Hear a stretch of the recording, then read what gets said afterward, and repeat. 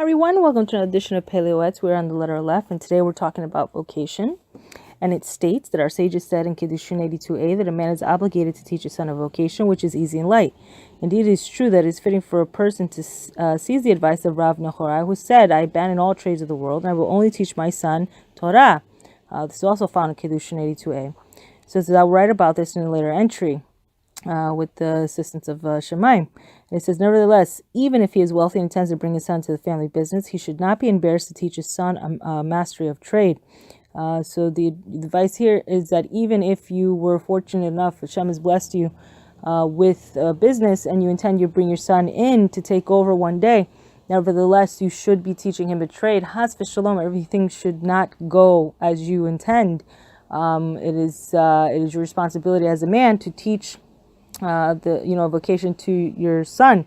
It says, one does not know what each day will bring, for money moves. And our eyes have seen several wealthy people whose businesses went bankrupt, and they were left searching for bread and begging for charity. So, unfortunately, it happens. Again, we're making our plans, but we don't know what tomorrow brings. And it says, however, if a son possesses a skill that he can utilize it in making a living with dignity. So, again, to that same son, you have a business, you want to bring him in, teach him the computers. Computer is something that's very much needed. It's not something that really exerts a lot of effort. And he can take that on with him wherever he goes, anything, of that nature.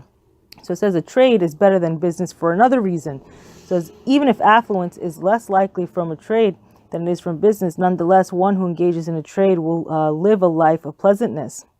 So it says, in general, he does not need to travel or to cross oceans and rivers, nor does he need to take loans, which are called in our language politsas. And it says, disconcert the body of a man.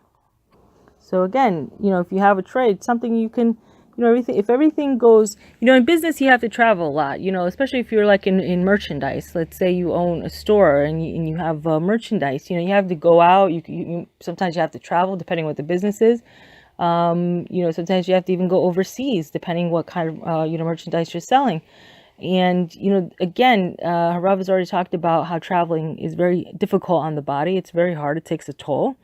But if you teach your son a skill, he can, he can go local. He can stay local, and he won't have to travel as much. It says, nor does he need to extend credit so much. Sometimes, if you've never owned a business, it's very hard. Money just doesn't come in. You have to work very hard to make sure that business is coming, that, that there's money flowing in. So it's very difficult. And sometimes you have to take out credit, and it becomes a very difficult thing to obligate oneself to. So it says, nor subject himself to the hot sun and scorching heat. So it says, rather, he sits in his home to do his work, which, again, I think maybe if you were a computer tech, maybe that would be the case. But even if you're in an office, sometimes, again, a lot of trades you can do quite easily. And it says, also in regards to business, a person who can choose the lesser of all evils and decide not to aspire to riches and fantastic wealth, nor to toil to achieve prosperity through credit and borrowing, nor to travel on the roads, oceans, and rivers. Rather, he should be satisfied with a small amount. His business should be conducted with calmness in those effects that are close to profit and far from a loss. So it says, better is parched bread with serenity. So we talked about this before, sometimes, when we get too connected to materialism, it's never enough, and we want more and more and more. And thus people end up working longer and longer and longer. And the ironic thing is that what are you really working for, right? You're working to rest, right? You're working how many hours a year for that 1 week of vacation? And, if you just slow down, right, you'll have the rest that you're looking for. So it says, our sages said in Pesachim 1:14a, eat onions and sit in the shade. The consuming nature of time, the grind of travel, and the disconcerting of the soul that results from consigning his merchandise on credit will consume one's flesh and spirit and cause him to live a life of pain and disable him from fully serving his creator, leading to a manner of service that is lacking and blemished. So again, if people who own businesses, they know there's many sleepless nights. It's very difficult. It's a very difficult thing, especially if you're not holding in a place of great emunah. It's very difficult, I think, for a lot of people. People tend to get worried. This loan is becoming due, and sometimes it really does stress people out. And, at the end of the day, there is nothing more valuable than peace of mind and serenity. So it says, therefore, he should choose a profession or business that is light and easy, and he must pray to the one who owns wealth and riches. So again, Rav is saying everything is coming from Hashem. He's the one that provides everything. He's the one that decrees what you're going to have.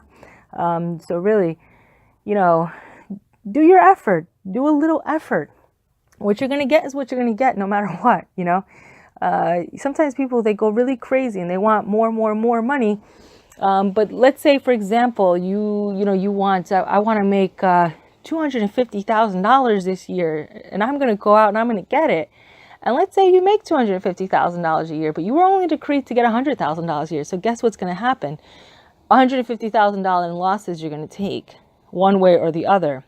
And if you're smart, at least you'll put it towards tzedakah, but who's really putting, that much of their earned income into tzedakah? So you're going to be losing it one way or another. What you're decreed is what you're decreed. And that's it. At the end of the day, it's coming from somewhere. Hashem is going to give it to you.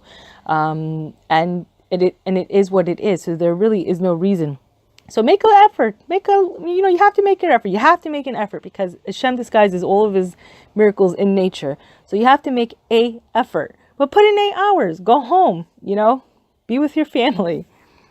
So it states that there is nothing that can prevent God from saving, whether great or small, and God will not withhold good from those who walk in uprightness. So there you have it. And it says, behold, our sages intended that what they describe as a clean profession in Kiddushin 82b be clean from any thievery. So you have to be very, no matter what it is, you have to be very upright in your, in your day-to-day business. And especially if you're a merchant. If you're a merchant, for sure you have to, again, better that the customer be right and you take a loss, because if you or even if you're cheating them, even unintentionally, it could cause great damage to you.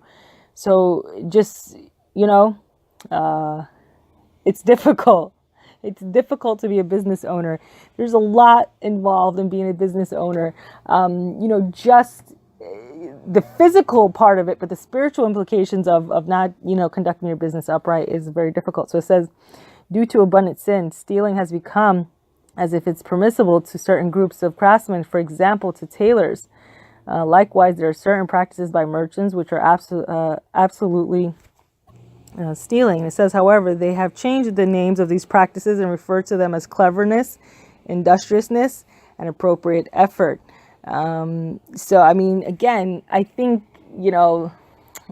this is, Rav makes a good point. And imagine, he was saying this not even in our time. He was saying this well before our time, and how much more true is it today? I think that, I think it's true that our generation has kind of masked, what it needs to do, quote unquote, to get ahead in business. And I think that a lot of people think, again, that, somehow their efforts are making everything happen. And so when you believe this way, you start to behave a certain way. Because right then and there, it tells you that you're not putting your trust in Hashem. If you were putting your trust in Hashem, you wouldn't need to go through all these tactics. Even if you took a loss, that was ordained by Hashem as well too. Remember, everything is coming from Hashem.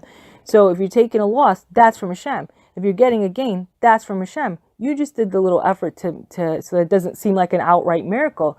So that it looks clothed it's cloaked in nature. But if you truly believe in that Hashem gives you everything, there's no one can take from you. No one can take from you unless Hashem says it. Okay? And Hashem has enough for everyone. He's feeding everyone all the time, and he's got enough. So it says, it will not succeed as well as we'll write in later. And later on, it says, one who walks with integrity will find life and wealth, and you will experience no deficiency. So I mean, the best peace of mind is always to be walking upright before Hashem. Hashem takes care of the people who walk upright. And, I got to tell you, Hashem, he saves you. When you don't know that you have a problem, Hashem knows about it before you do, and he's already got the solution. So that's the beauty of putting your trust in Hashem, that you know that everything is in his hands, even the things that are going wrong.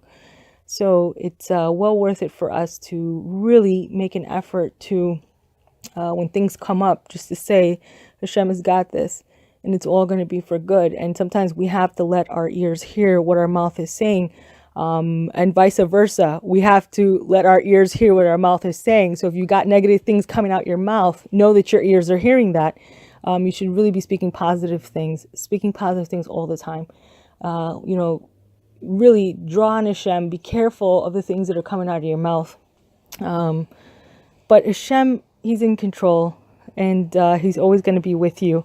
And I hope I'll be with you again soon. Besrat Hashem.